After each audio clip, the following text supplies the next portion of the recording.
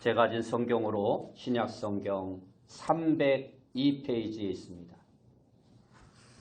신약 성경 302페이지 갈라디아서 1장 3절 말씀, 우리 한 절입니다. 제가 봉독해 드리겠습니다. 우리 하나님 아버지와 주 예수 그리스도로부터 은혜와 평강이 있기를 원하노라. 아멘. 우리 옆에 분들과 인사합시다. 만나서 반갑습니다. 다시 한번 인사합시다. 오늘도 큰 은혜 받읍시다. 오늘 우리가 읽은 말씀을 통해서 은혜와 평강, 은혜와 평강이라는 제목으로 함께 은혜의 말씀을 나누길 원합니다. 여러분, 만일 하나님께서 오늘 여러분에게 두 가지의 소원을 들어주시겠다라고 하면 여러분들은 무슨 소원을 구하시겠습니까? 세 가지 소원이라는 동화 이야기가 있습니다. 어떤 부부에게 요정이 찾아와서 세 가지의 소원을 들어주겠으니 한 주간 동안 여유를 가지고 잘 생각하며 소원을 말하라고 했습니다. 부부는 무슨 소원을 구해야 할지 궁금하고 또 가슴이 뛰어서 잘 생각해 보기로 했습니다. 다음날 저녁 부부는 저녁 식사에 감자를 삶아 먹고 있었습니다. 그러다가 아내가 무심코 여기에 소세지나 있었으면 좋겠다 하고 소원을 말하고 말았습니다. 그러다 접시에 소세지가 뚝딱 하고 생겨났습니다. 그것을 보고 있던 남편이 아니 그러한 시시한 것을 구하다니 이놈의 소세지가 당신의 코에 나가서 붙었으면 좋겠다 하고 두 번째 소원을 말하고 말았습니다. 그랬더니 정말 소세지가 아내의 코에 딱 달라붙어서 떨어지지 않는 것이었습니다. 부부는 할 수 없이 세 번째 소원으로 그 소세지를 떼어내는데 쓸 수밖에 없었습니다. 결국 그 부부는 아무것도 얻지 못하였다라는 것입니다. 오늘 본문에서 사도 바울은 갈라디 교회 성도들에게 두 가지의 축복을 빌고 있습니다. 그것은 우리 그리스도인들에게 가장 중요한 축복인 바로 은혜와 평강입니다. 은혜와 평강은 우리가 그리스도 안에서 누리는 가장 큰 축복인 것입니다. 바울은 그의 13권의 편지 중 단 한 권의 예외도 없이 모든 서신에서 이 은혜와 평강을 빌고 있습니다. 그뿐만 아니라 베드로 사도와 요한 또한 자신들의 서신에서 똑같이 이 은혜와 평강의 복을 빌고 있는 것을 볼 수 있습니다. 이처럼 사도들의 서신에서 축복의 내용이 같은 것으로 미루어 볼 때 이러한 축복이 아마도 초대교회에서 널리 사용되어지고 있었던 인사법이었던 것으로 생각해 볼 수 있습니다. 일반적으로 평강이란 구약의 인사법이고 유대인들의 인사법이었으며 은혜는 신약의 인사법이고 헬라인들의 인사법이었습니다. 그래서 초대 신약교회는 이 두 가지의 인사를 합쳐서 은혜와 평강의 인사를 모든 성도들에게 함께 나누었던 것입니다. 은혜와 평강은 이처럼 하나님이 우리에게 주시는 가장 큰 축복인 것입니다. 그러므로 우리 그리스도인들은 서로에게 항상 이 두 가지의 축복을 비는 자가 되어야 합니다. 은혜는 외부로부터 오는 선물이며 평강은 내면의 안정과 확신입니다. 그리고 또한 은혜의 결과로서 우리에게 평화가 주어지는 것입니다.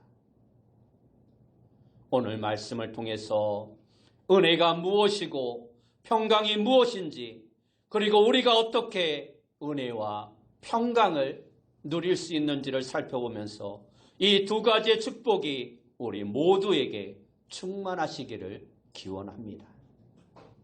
먼저 살펴볼 것은 은혜라는 말입니다. 은혜라는 말은 기쁨과 친절함과 호의를 뜻하는 말입니다. 성경에서 은사라고 번역된 말은 거저받는 선물을 의미하는 말입니다. 그러므로 하나님이 우리에게 주시는 은사 역시 은혜의 결과인 것입니다. 믿는 자나 불신자를 막론하고 은혜라는 말이 가장 많이 적용되는 것은 일반적으로 부모님의 은혜나 또는 스승의 은혜를 말할 때 우리는 이 은혜라는 단어를 많이 사용합니다.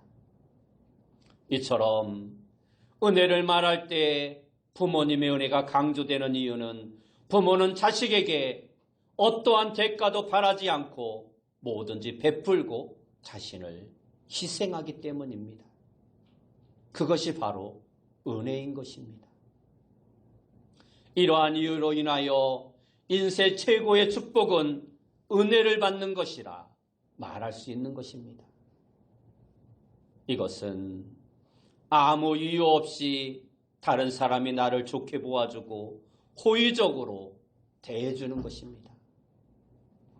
내가 잘나거나 남에게 은혜를 베풀었기 때문에 받는 것이 아니라 별로 잘한 일도 없는데 아무 이유 없이 다른 사람이 나를 좋게 보아주고 나에게 호의를 베푸는 것, 이것을 은혜라 말하는 것입니다. 사도 바울은 갈라디아 교인들에게 이러한 은혜가 있기를 축원하고 있습니다. 갈라디아 교인들은 지금 사도 바울의 사도직을 의심하고 있습니다. 그는 예수님과 함께 예수님의 제자로 부름받은 자가 아니었다라는 것입니다. 그러므로 사도 바울은 사도가 될 수 없다라는 것입니다. 또한 바울이 전하는 복음에 대해서도 의심하며 잘못된 교훈에 빠져 있었습니다. 심지어 바울의 지도를 받지 않으려고까지 하고 있었습니다. 그런데 바울은 그러한 갈라디아 교인들에게 여전히 그들을 위해 기도하고 은혜와 축복을 구하고 있는 것입니다. 이것이 바로 은혜인 것입니다. 이처럼 은혜는 무조건적이고 일방적인 특징이 있습니다. 상대가 잘하든 잘못하든 상관하지 않고 호의와 사랑을 베푸는 것입니다. 헬라어로 은혜라는 말은 선물이라는 뜻이 있습니다. 선물은 거저 주는 것입니다. 아무 이유 없이 주는 것입니다. 무슨 대가를 바라고 준다면 그것은 선물이 아니라 뇌물인 것입니다. 창세기 15장에서 하나님께서 아브라함을 축복하시는 장면을 보면 아브라함은 깊은 잠에 빠져 있는 상태에서 하나님께서 아브라함에게 그의 자손들이 하늘의 별처럼 바다의 모래처럼 번성할 것이라 축복을 내리십니다. 다시 말해서 아브라함이 알아듣든지 알아듣지 못하든지 하나님께서는 자신이 하신 축복의 약속을 변함없이 이행하시겠다라는 굳건한 의지를 보여주고 있는 것입니다. 하나님이 베푸신 은혜 중에 은혜는 우리를 죄에서 구원하신 은혜입니다. 하나님께서 우리를 하나님의 자녀로 부르실 때 우리에게 무슨 어려움이 있어서 우리가 하나님께 뭔가 특별하게 잘한 것이 있어서 우리를 부르신 것이 아닙니다. 우리의 연약함과 우리의 부족함 가운데도 오직 우리를 긍휼히 여기시고 우리를 불쌍히 여겨주셔서 부르시고 하나님의 자녀 삼아주신 것입니다. 일반적으로 예수님을 믿기 전에 사람들은 하나님을 찾지 않고 하나님의 존재도 믿지 않으며 그렇기 때문에 하나님의 뜻대로도 살지 않습니다. 하나님을 섬기고 경배하기보다는 하늘을 섬기고 짐승들을 섬기고 다른 우상들을 섬기거나 아니면 신이 없다라고 자신의 주먹을 믿고 사는 사람들이 대부분입니다. 그런데 바로 그러한 우리를 하나님께서는 무조건 자녀로 부르시고 택하시고 하나님의 자녀 삼아주신 것입니다. 하나님께서는 우리로 하여금 어느 날 갑자기 내가 하나님 앞에 죄인임을 깨닫게 하시고 예수 그리스도가 우리의 구주이심을 알고 인정하게 하시며 예수님을 영접하게 하신 것입니다. 그리고 매 순간 그 예수 그리스도를 믿고 의지하게 하셨습니다. 믿음은 하나님의 선물입니다. 똑같은 장소에서 똑같은 복음을 전해도 어떤 사람은 믿고 어떤 사람은 믿지 않습니다. 그 이유는 믿어져야 하기 때문입니다. 믿어지지 않는 것을 어떻게 믿을 수 있겠습니까? 아무리 믿으라고 강조해도 믿어지지 않으면 믿을 수 없는 것입니다. 그러므로 믿어지게 하는 것, 곧 신앙은 하나님의 선물인 것입니다. 여러분도 믿어지지 않는 것을 억지로 믿으려 하지 말고 믿음을 달라고 하나님께 기도하시기 바랍니다. 기도하시고 믿어지거든 그렇게 믿으시기 바랍니다. 믿음조차도 하나님의 선물임을 우리는 인정해야 합니다. 그래서 구원이 내 노력이 아닌 하나님의 은혜의 선물인 것입니다. 성경은 이렇게 말씀하고 있습니다.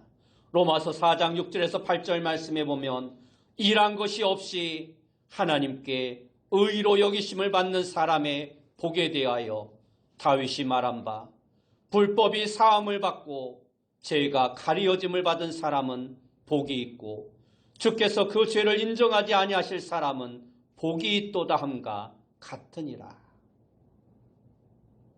아무 일도 안 했는데 하나님이 나를 의인으로 인정해 주십니다. 내가 하나님께 죄값을 갚으려고 노력한 것이 전혀 없는데 하나님이 내 죄를 용서하시고 나를 하나님 앞에 이르게 해 주신 것입니다. 그런데 그러한 나를 의인 취급해 주시고 나를 부르셔서 예수님을 믿고 의지하게 하시며 자녀 삼으시고 내 죄를 용서하시고 덮어 가려주십니다. 어쩌다 한번 그렇게 해주신 것이 아니라 앞으로도 계속 그리고 영원토록 우리에게서 하나님의 자녀의 권한을 뺏지 않으실 것이라고 그 무엇도 그 누구도 뺏지 못하게 하실 것이다라고 하나님은 우리에게 약속해 주셨습니다.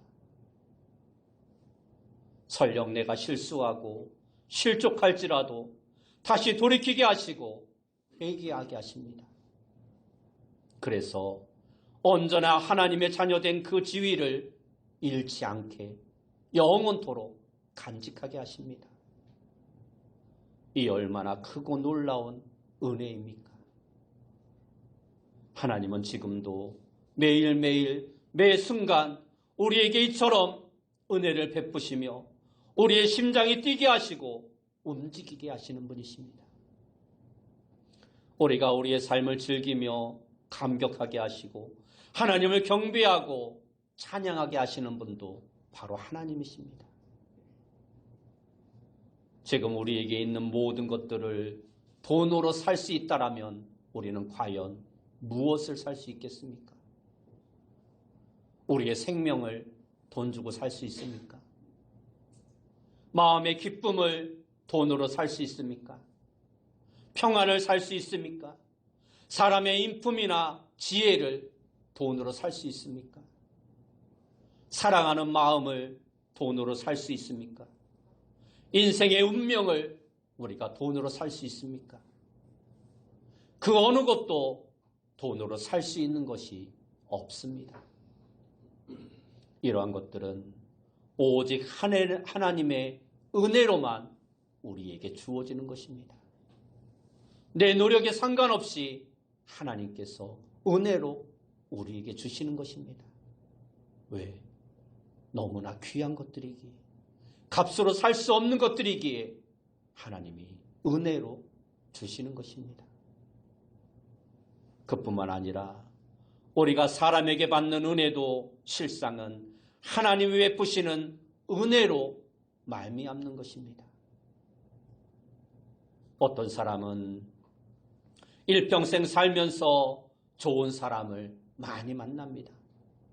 이것을 가리켜 우리는 인복이라고 말을 합니다. 그런데 이러한 인복 역시 하나님의 은혜의 선물인 것입니다. 성경의 잠언은 지혜의 책으로 우리가 이 세상을 살아가면서 필요한 지혜를 말씀해 주고 있습니다. 그런데 잠언의 마지막 장은 현숙한 여인에 대해 말씀해 주고 있는데, 만 가지 지혜를 얻는다 해도 좋은 여인 하나를 얻는 것만 못하다라고 우리에게 말씀해 주고 있습니다. 이처럼 우리가 살아가면서 좋은 사람을 만나는 것도 전적으로 하나님의 은혜인 것입니다. 그리고 이러한 하나님의 은혜를 받은 사람은 형통한 인생이 되는 것입니다. 망하라고 아무리 사람들이 고세를 지나도 망하지 않습니다. 나쁜 사람들 속에 던져놓아도 오히려 그들에게 은혜를 받습니다. 아하스웨로 왕은 폭군으로 자신의 왕비였던 아내마저 무참히 처형했던 잔인한 왕이었습니다. 그런데 그런 아하스웨로 왕이 하나님의 은혜를 받은 에스더에게는 한없는 사랑을 베풉니다. 느부갓네살 왕도 유다 왕국을 멸망시킨 왕이었으나 하나님이 택하신 다니엘과 세 친구들에게는 큰 호의를 베풉니다.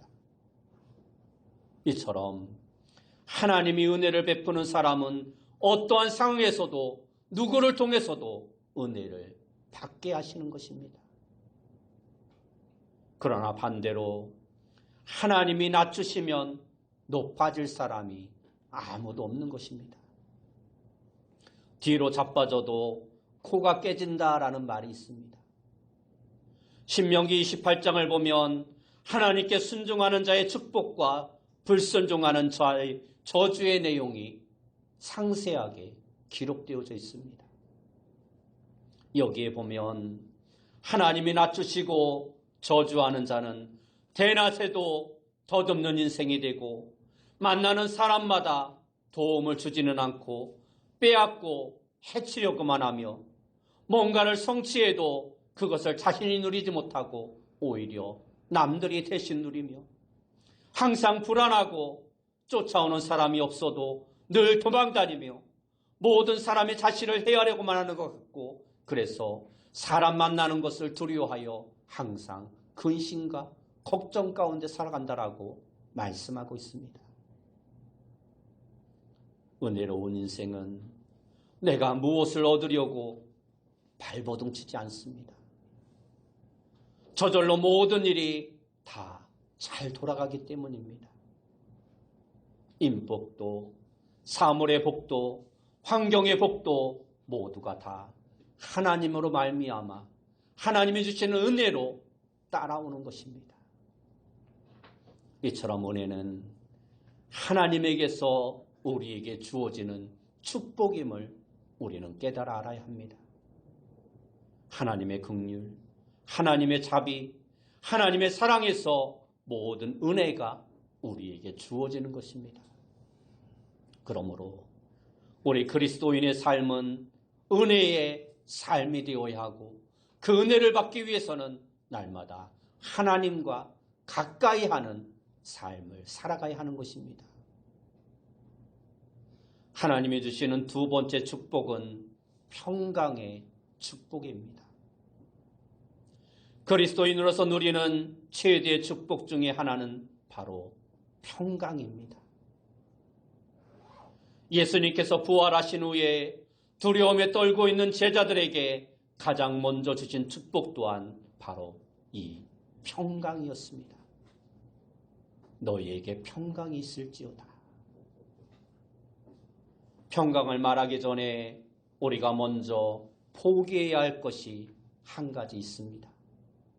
그것은 평화로운 환경이 조성되기를 기대하는 것입니다. 전쟁이 없는 환경, 범죄자가 없는 환경, 법 질서가 바로 서는 환경, 그러한 환경을 기대하는 것은 어찌 보면 무모한 일입니다. 지구상에 그러한 곳은 단 한 군데도 없기 때문입니다. 그렇다면 오늘 우리는 이 세상에서 영원토록 참된 평강을 누릴 수 없다는 말입니까? 그렇지 않습니다. 환경이 아무리 나쁘고 온갖 범죄가 세상 가운데 만연할지라도 우리는 평안하게 살 수 있습니다. 그것이 바로 오늘 사도 바울이 말씀하고 있는 평강인 것입니다. 바울 당시 그리스도인들이 처한 상황은 예수 믿는 사람들이 대접받고 인정받고 평안한 그러한 시절이 아니었습니다. 오히려 예수 믿는 것 때문에 고난과 핍박과 수많은 환난을 겪는 시대였습니다.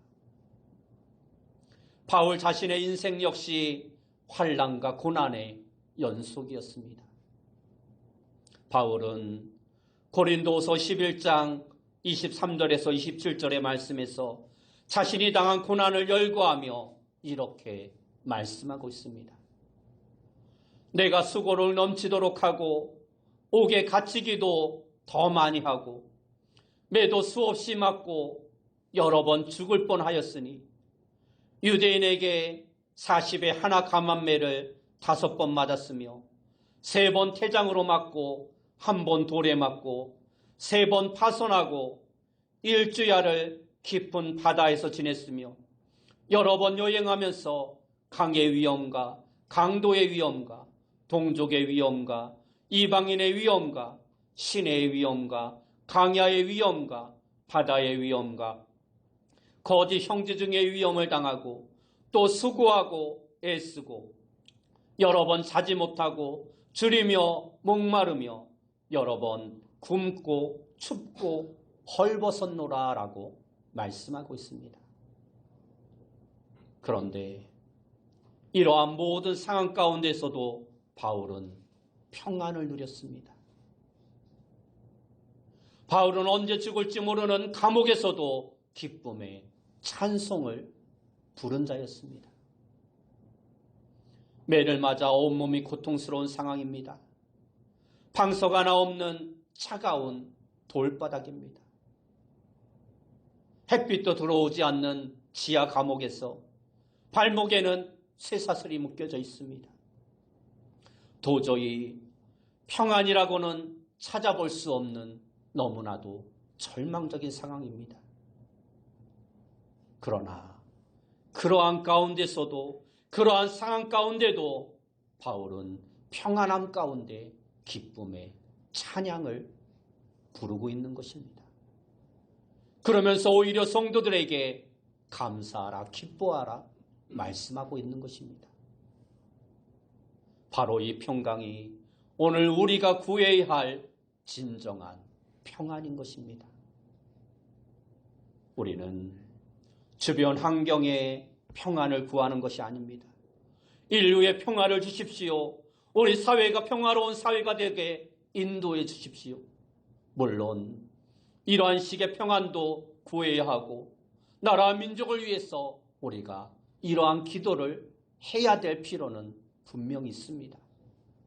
하지만 그보다 더 근본적인 평안은 내가 당장 얻을 수 있는 마음의 평안, 내 안에 이룰 수 있는 평안, 상황이 어떠하든지 내 안에서 누릴 수 있는 변하지 않는 참된 평안인 것입니다. 평강이 뭡니까? 평강, 평안, 평화 모두가 다 같은 말입니다. 이 말은 헬라어로는 에이레네라는 말입니다. 평강은 하나님과의 관계가 정상적일 때 오는 선물입니다. 다시 말해서 에이레네라는 말은 스스로 주어지는 것이 아니라 하나님과의 관계가 바로 서 있을 때 그 마음에 주어지는 말할 수 없는 평화를 말씀해주고 있는 단어인 것입니다. 육신의 평화는 마음에 오고 마음의 평화는 하나님과의 관계에서 오는 것입니다.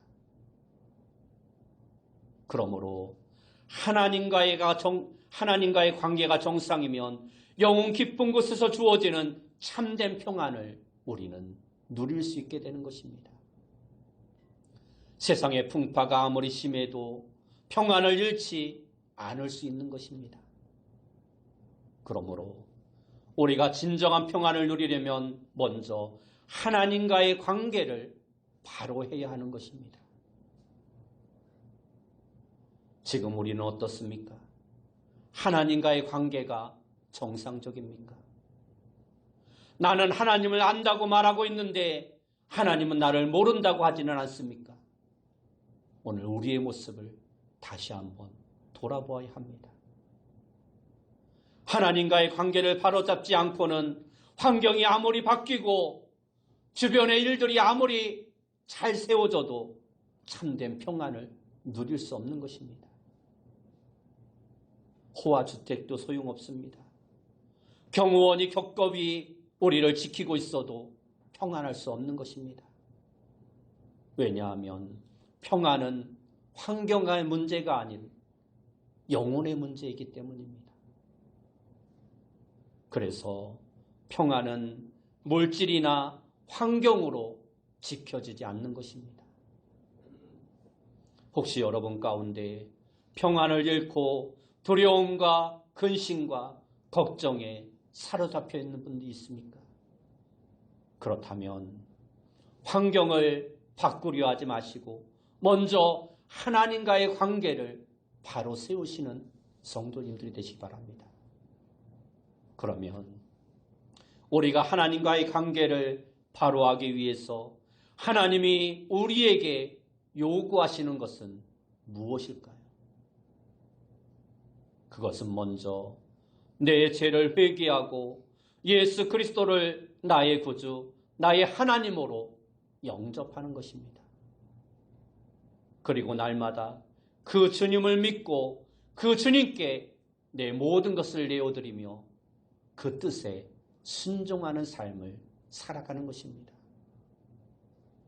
오늘 말씀에 보면 평안은 하나님 아버지와 주 예수 그리스도로부터 온다라고 말씀하고 있습니다.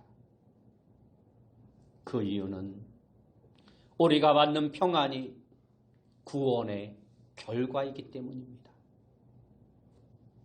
예수 그리스도께서는 내 죄를 대신하여 십자가에 죽으셨습니다. 그리고 하나님 아버지는 그 예수님을 내 죄값으로 내어주셨습니다. 만일 우리가 예수 그리스도를 나의 구주로 영접한다면 하나님께서는 우리의 과거와 현재와 미래의 모든 죄를 용서해 주시고 우리를 자녀 삼아 주시며 의로운 사람으로 인정해 주십니다.